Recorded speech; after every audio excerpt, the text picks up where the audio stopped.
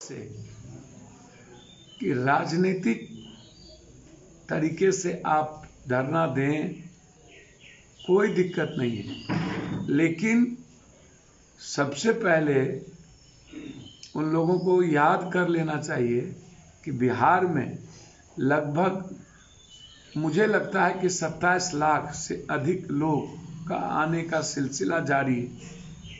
क्या उन्हें रोजगार मिलेगी? क्या हम उन्हें खाना पहुंचा पाएंगे?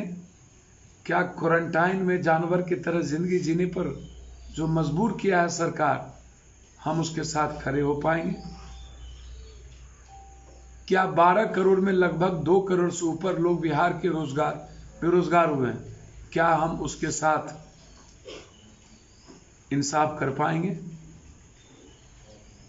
पूरी की पूरी इकोनॉमी उसके घर की खत्म हो गई, क्या हम उसके साथ खड़े हो पाएंगे? मुझे लगता है कि विपक्ष को इन राजनीतिक गतिविधि से ज्यादा उनके साथ, उनकी पीड़ा के साथ खड़े होने की जरूरत है। आज रोटी की जरूरत है, आज भूख से लोग परेशान हैं, अपने परिवार की चिंता है, ना कि हम उससे राजनीतिक सॉल्यूशन की बात करें। यह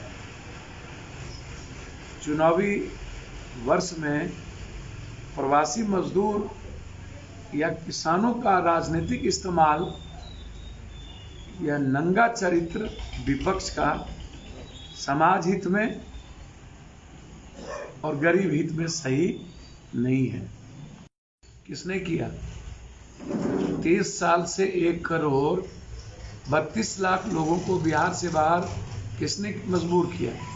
ये वही लोग हैं जिन लोगों ने बिहार और बिहारियों को जीते जी मरने पर मजबूर किया, जिनकी जिंदगी हराम कर दी। और आज हाई वोल्टेज ड्रामा, कभी अपराध के नाम पर चुनावी साल में सत्ता पक्ष और विपक्ष का लगातार ड्रामा।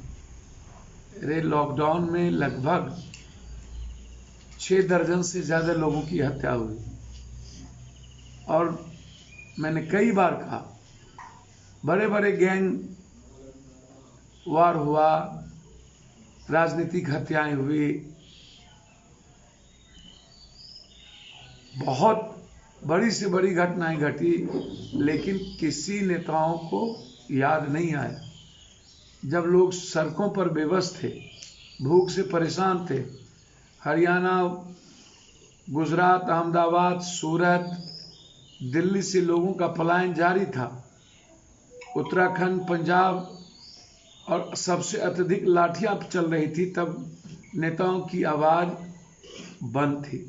तब ये लोग मसाजों में लगे थे, तब इन्हें कोरोना वायरस का डर था। सत्ता पक्ष ने तो हद ही कर दी। धृतराष्ट्र की सत्ता की तरह संजय के द्वारा डिजिटल सूद लेने की तैयारी में न तो स्वास्थ्य मंत्री मिले, न तो मुख्यमंत्री मिले, और दूसरी तरफ विपक्ष का नंगा चरित्र। मुझे समझ में नहीं आया, लगातार दिल्ली से लेकर पूरे देश में छात्रों का हाहाकार, और उसके बाद चुनावी साल में राजनीतिक नाटक, प्रवासियों के लिए धरना देने की कल्पना। तो ये देश की जनता जानना चाहता है, जब आम लोग सड़कों पर थे, सफाई कर्मचारी, नर्स, डॉक्टर, सिपाही, तो फिर ये नेता कहाँ थे?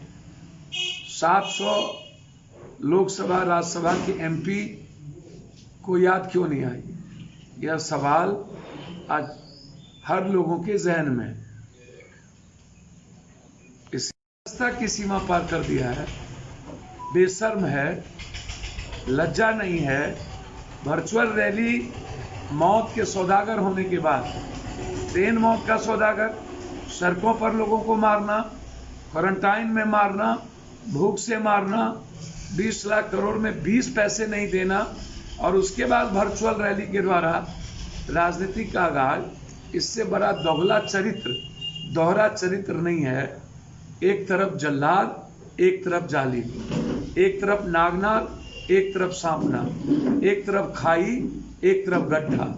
ये लगातार ये दोनों विपक्ष और सत्ता पक्ष का जो चरित्र है, यह बिहार और बिहारी के हित में, गरीब के हित में नहीं है। विपक्ष को अपने आचरण में परिवर्तन करना चाहिए।